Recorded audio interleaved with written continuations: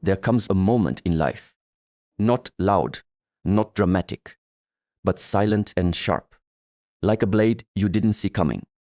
Words are never just words. They are windows into the inner world of a person.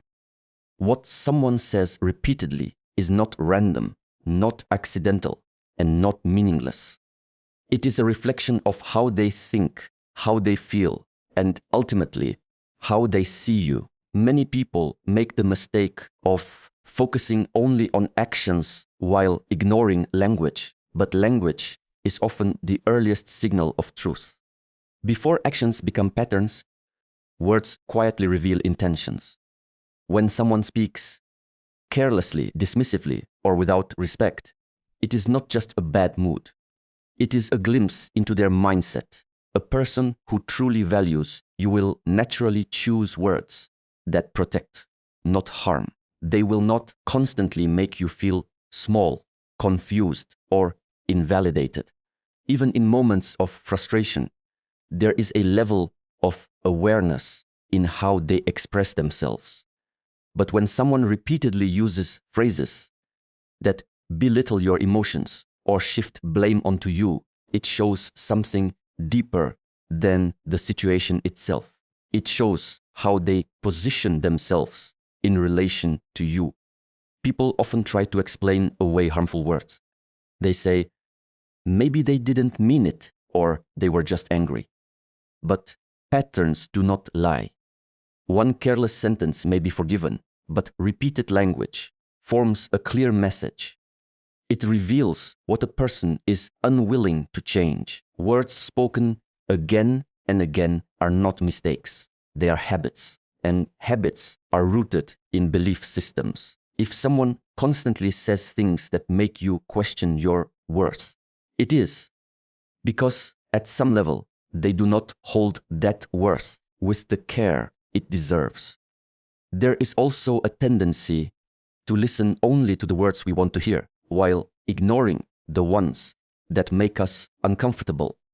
The mind tries to protect itself by holding onto hope.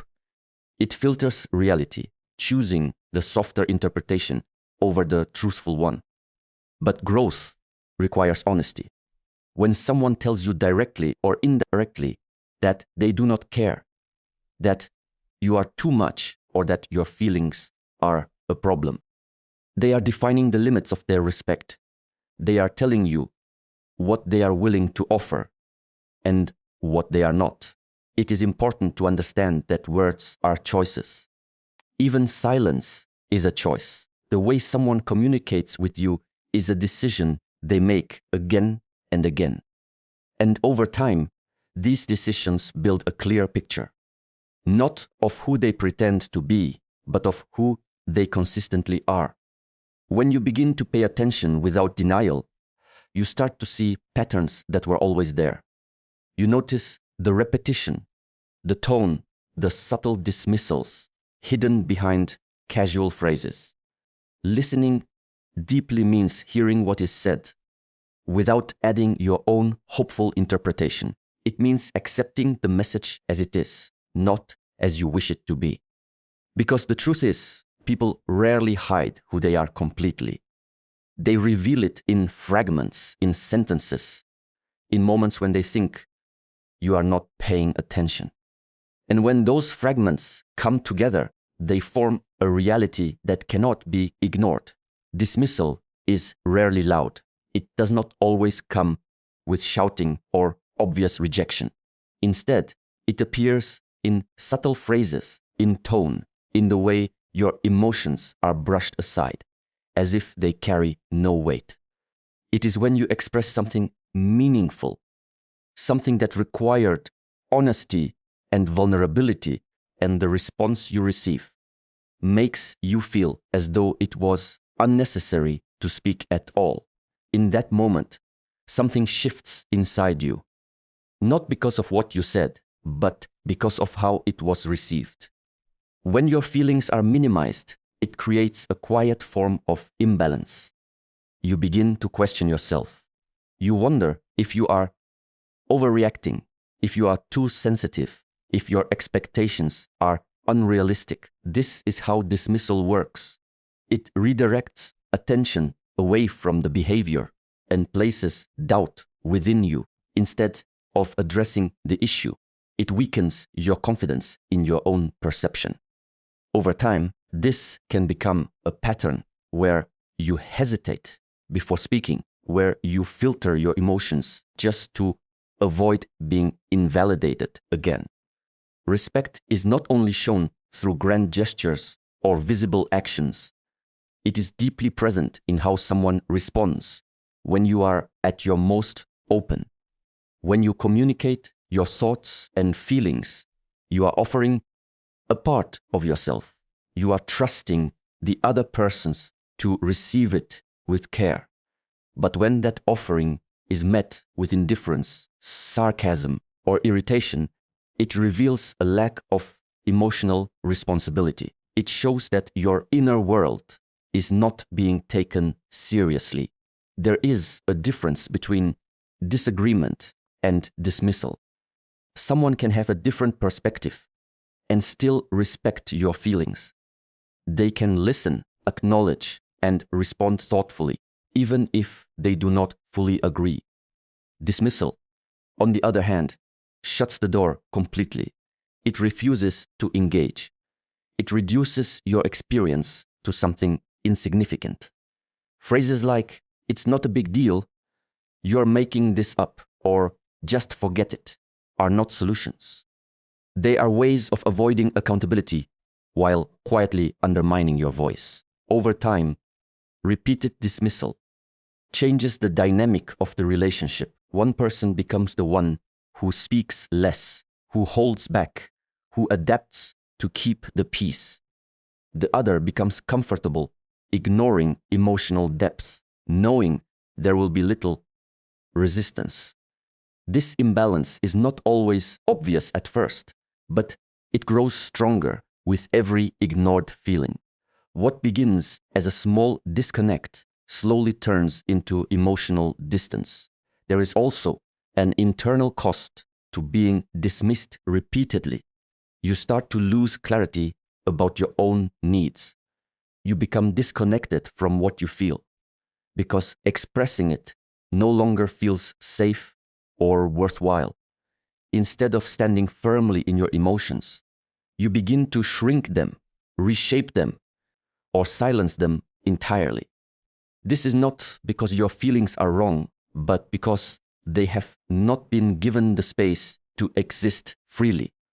True connection requires acknowledgement. It requires the ability to sit with someone's emotions, even when they are uncomfortable or inconvenient.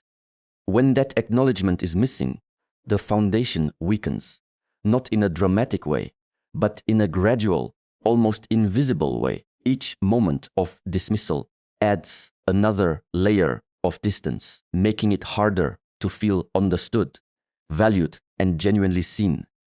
Clarity does not always arrive in a gentle way. Sometimes it comes through words that sting, words that feel abrupt, cold, or even unfair. In those moments, the natural reaction is to search for another explanation. The mind begins to soften the message, to reshape it into something easier to accept.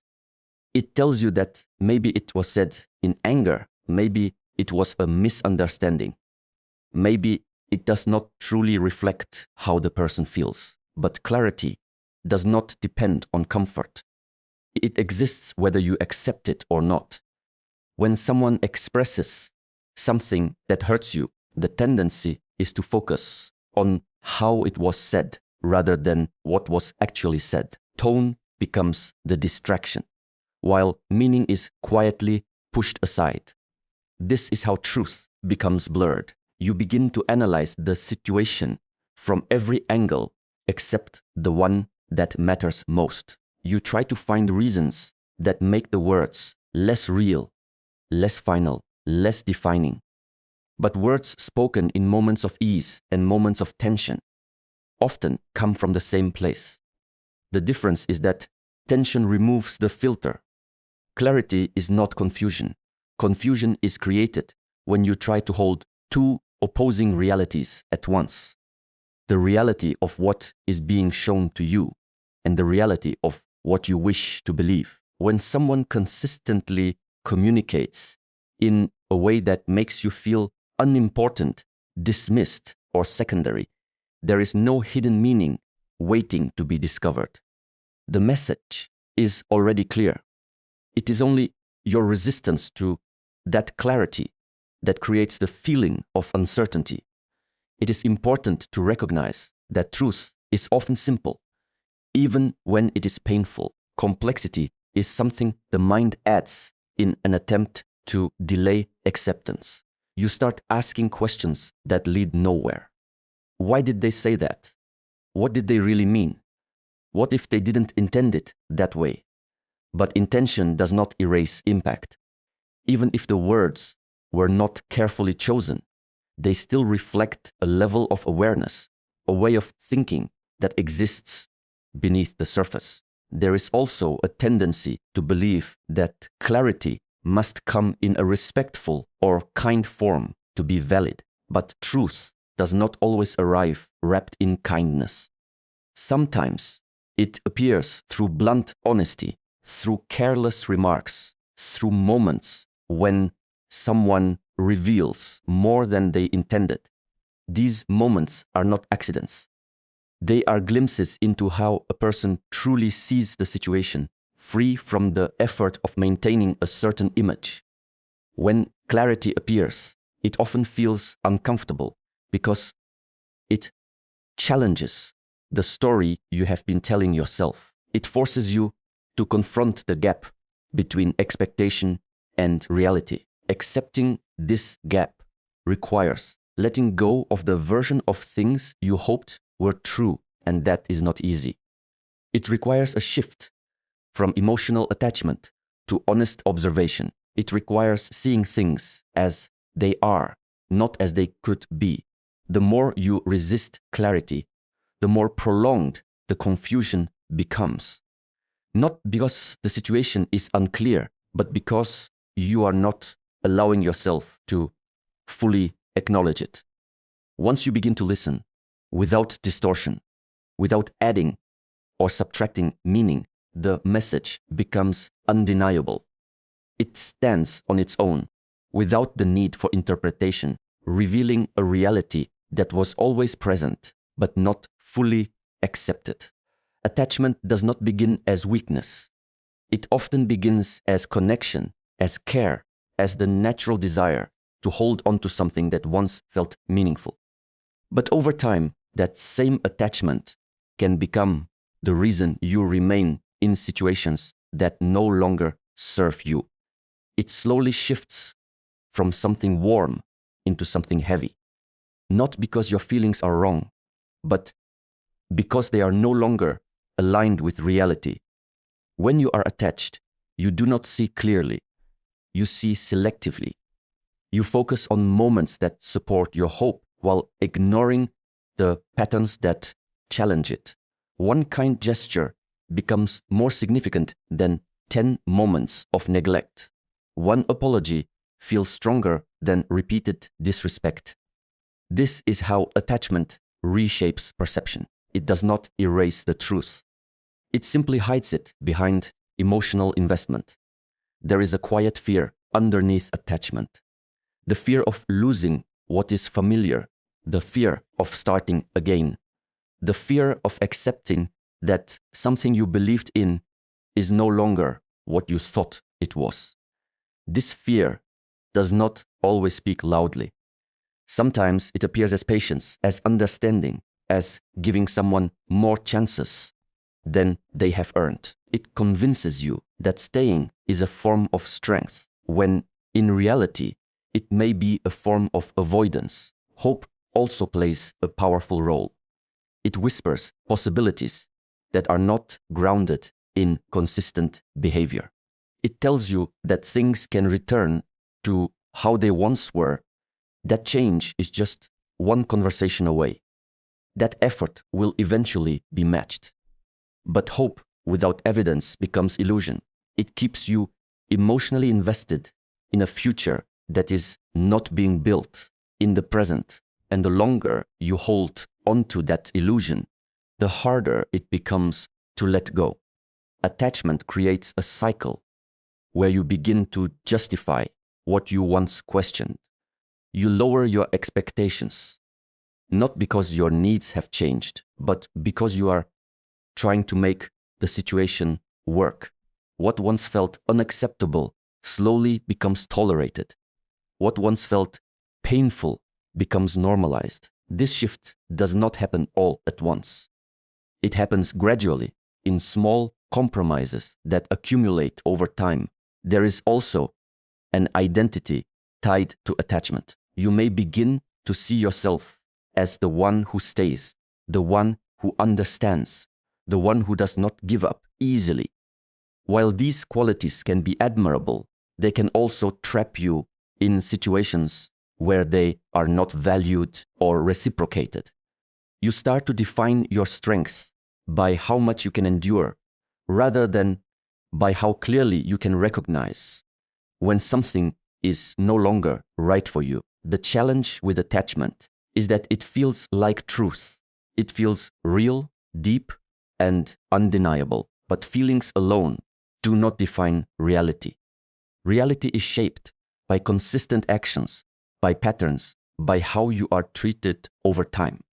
When attachment becomes stronger than awareness, you begin to disconnect from what is actually happening. You hold on to potential instead of recognizing patterns. Letting go of attachment is not about becoming cold or detached from emotion. It is about realigning with truth. It is about allowing yourself to see clearly without the filter of what you wish were different.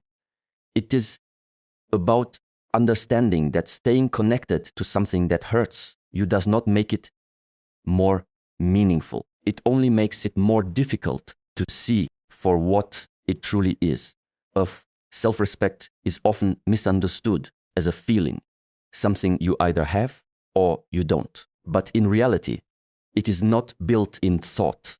It is built in action. It is revealed through the decisions you make, especially when those decisions are difficult.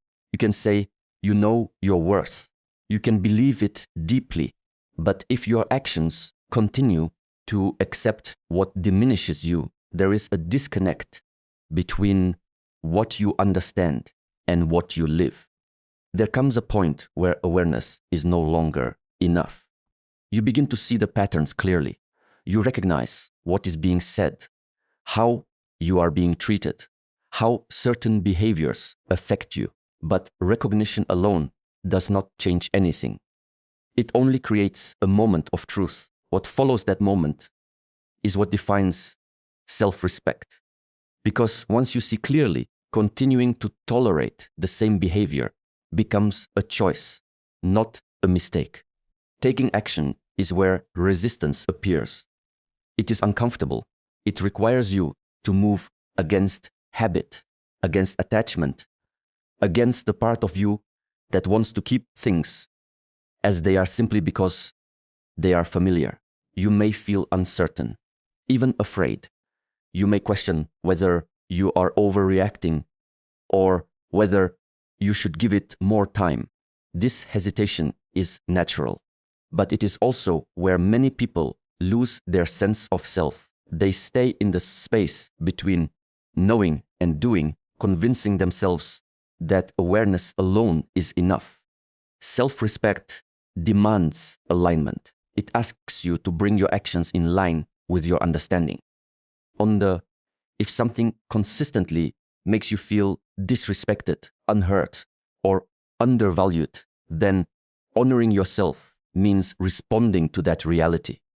Not through anger, not through force, but through clear and steady decisions. It may be setting boundaries that were never set before. It may be saying no where you once said yes. It may be stepping back, creating distance, or even walking away entirely. There is also a quiet strength in consistency. Acting once is not enough. Self-respect is not proven in a single moment. It is reinforced over time. Each decision you make either strengthens it or weakens it.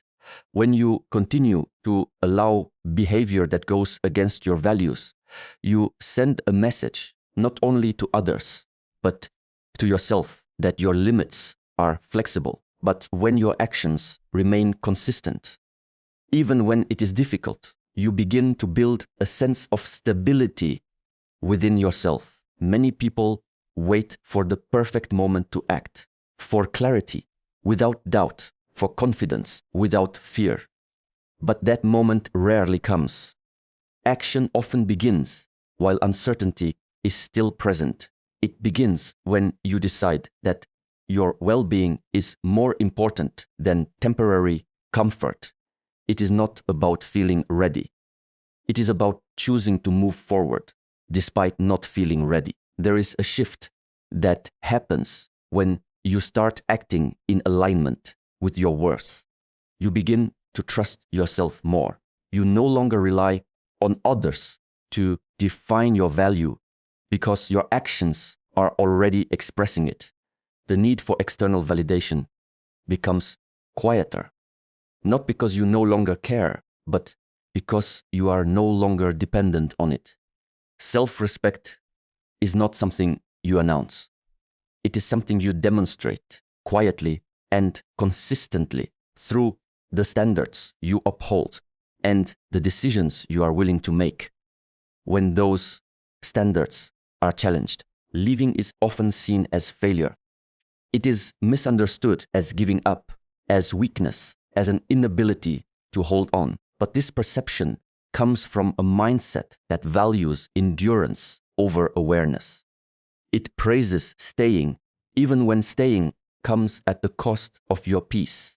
It confuses loyalty with self-abandonment. And because of this, many people remain in situations that slowly drain them, believing that leaving would mean they were not strong enough.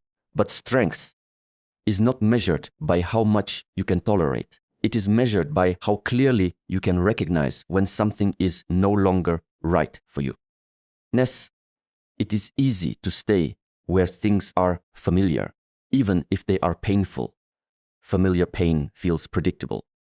It does not challenge you to step into the unknown. Living, on the other hand, requires facing uncertainty. It requires stepping away from what you know into something you cannot yet see. And that is where true courage is revealed. There is a quiet power in walking away without chaos, without needing to prove a point, without needing to be understood, without needing the other person to agree with your decision. This kind of leaving does not come from anger. It comes from clarity. It comes from a deep understanding that continuing in the same pattern will not lead to anything different. And once that understanding becomes clear, staying begins to feel heavier than leaving. Many people wait for a dramatic reason to justify leaving. They look for something undeniable, something extreme, something that makes the decision obvious, not only to themselves, but to others. But most of the time, the reasons are subtle. They exist in repeated feelings of discomfort, in moments where you feel unseen, unheard, or emotionally disconnected. These moments may seem small on their own, but together they create a pattern that speaks louder than any single event. Choosing to leave is also choosing to trust yourself. It is deciding that your perception is valid, that your experience matters, that you do not need external approval to act on what you feel. This can be difficult, especially if you have been in a dynamic where your feelings were often questioned or dismissed. But the act of leaving begins to rebuild that trust. It reminds you that you are capable of making decisions that honor your well-being. There is also a release that comes with walking away. Not immediately and not without discomfort, but gradually. the constant tension, the overthinking, the emotional exhaustion begin to fade. You start to notice the absence of what once felt overwhelming. And in that space, something new begins to form, a sense of calm that is not dependent on someone else's behavior. Living does not erase what was shared. It does not deny that there were moments of connection, of meaning, of genuine feeling. But it places those moments in their proper place. It acknowledges them without allowing them to define your future. Because holding on to what once was cannot justify staying in what currently is. Walking away is not about rejecting the other person. It is about choosing yourself. It is about understanding that your presence is valuable. And where it is not respected, it is no longer meant to remain. And in the end, it always comes down to this simple truth. Not every connection is meant to be held forever. Not every story is meant to continue. And not every person who enters your life is meant to stay. Some people come to teach you how much you can endure, and others come to show you when to stop enduring. But the real shift happens when you no longer confuse pain with loyalty and no longer confuse attachment with love. Because love does not leave you questioning your worth. Love does not make you shrink to be accepted. And love does not require you to abandon yourself just to keep someone else. So when the moment arrives, when words become clear, when patterns repeat, when respect is no longer present, you will not need anger. You will not need revenge. You will not need explanation. You will only need awareness. And in that awareness, you will understand something powerful. Staying would cost you yourself, and leaving would return you to yourself. So you walk away, not broken, not lost, but awake,